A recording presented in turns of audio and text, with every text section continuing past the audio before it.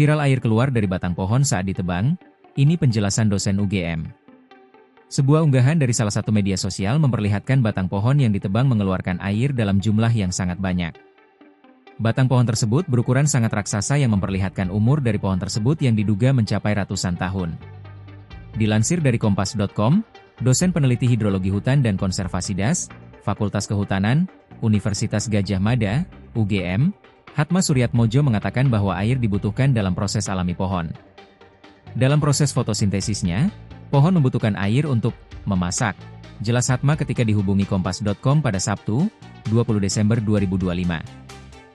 Hatma menjelaskan bahwa pohon akan mengkonsumsi air dari dalam tanah melalui sistem perakaran untuk kemudian dikirim ke dapur yang berupa tajuk pohon. Lebih lanjut, Hatma mengungkapkan bahwa hutan yang berisi kumpulan pohon mampu memompa air hingga 25-40% dari dalam tanah. Dalam kondisi alaminya, hutan mampu memompa air 25-40% dari dalam tanah sehingga bisa mengurangi kejenuhan tanah yang juga bisa jadi pemicu longsor lahan, jelas Hatma. Ia menjelaskan bahwa hujan yang jatuh umumnya akan tertahan terlebih dahulu oleh tajuk pohon berlapis serta serasah tebal yang berada di lantai hutan. Lapisan-lapisan itu meredam energi pukulan air sebelum menyentuh tanah. Struktur tanah hutan yang kaya bahan organik, bersifat granular, dan memiliki banyak makropori membuat air lebih mudah meresap, sehingga limpasan tetap rendah, erosi terkendali, dan sedimen yang masuk sungai relatif kecil, ungkap Hatma.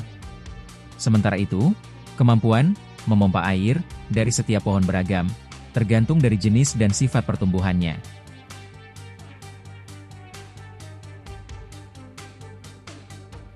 Download Tribun X sekarang, menghadirkan lokal menjadi Indonesia.